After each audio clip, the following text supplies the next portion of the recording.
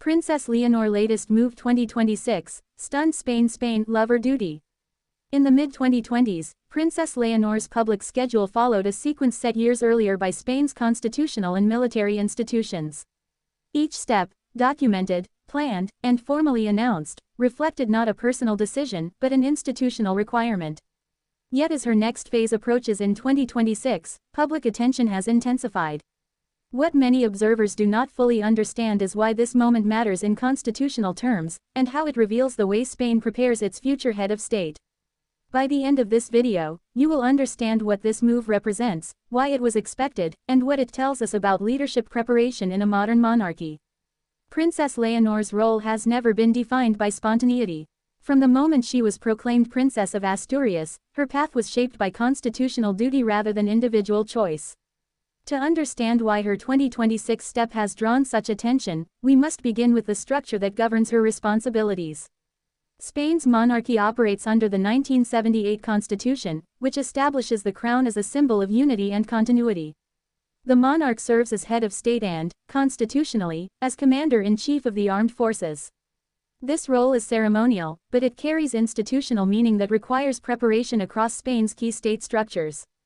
For this reason, heirs to the throne traditionally receive education not only in law and diplomacy but also in military institutions.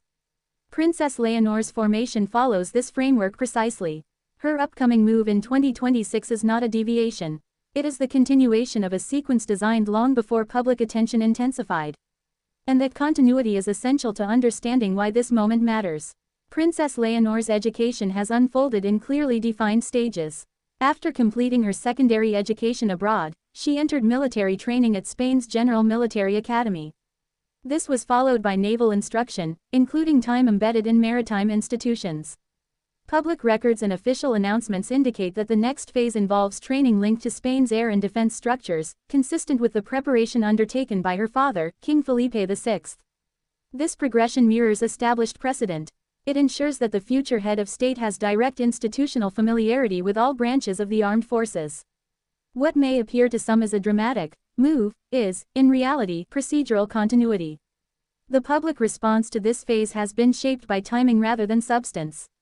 As Princess Leonor transitions from adolescence into constitutional adulthood, each institutional step carries greater visibility. This is a familiar pattern in monarchies. When an heir's role becomes more immediate, preparation that once seemed abstract suddenly feels consequential. The attention surrounding 2026 reflects this shift, not a change in direction but a change in perception. And perception often drives misunderstanding. The title framing sometimes suggests a contrast between personal inclination and public duty. From an institutional perspective, however, this distinction does not apply. Spain's constitutional framework does not permit personal preference to override preparation requirements. Princess Leonor's schedule is approved, announced, and supervised by state institutions. It is not shaped by speculation or sentiment. Understanding this distinction is crucial. It reframes the conversation away from personality and toward governance. And it brings us to the broader purpose of such preparation.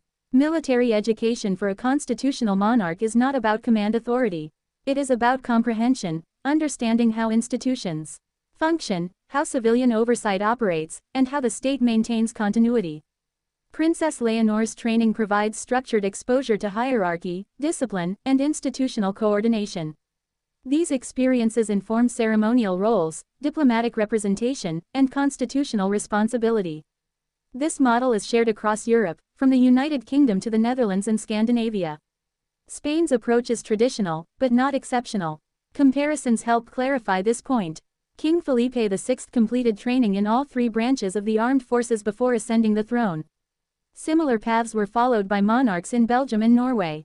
These experiences did not define their reigns, but they informed their understanding of state institutions. Princess Leonor's 2026 phase aligns with this established European pattern.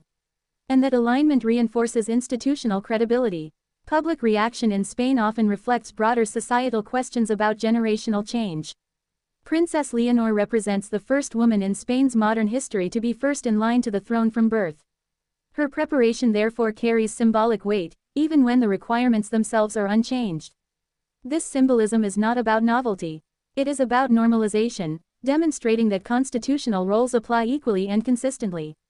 And that consistency strengthens public confidence. Media language can sometimes amplify moments that are, in fact, administrative milestones. Words like stunned describe reaction, not reality. From a constitutional perspective, nothing unexpected is occurring. The system is functioning as designed. Recognizing this helps audiences interpret royal developments without distortion or dramatization. And it underscores the importance of institutional literacy in public discourse. The focus on 2026 reflects a broader transition in Princess Leonor's public role. As she approaches full constitutional readiness, preparation becomes more visible and more consequential. Each step is less about education and more about readiness. This transition marks a subtle shift, from formation to responsibility. And it is within this shift that the monarchy's continuity is reinforced. Spain's constitutional monarchy depends on predictability. Clear preparation pathways prevent uncertainty and reinforce legitimacy. Princess Leonor's upcoming phase demonstrates how the institution plans for continuity without improvisation. This is not about acceleration or pressure.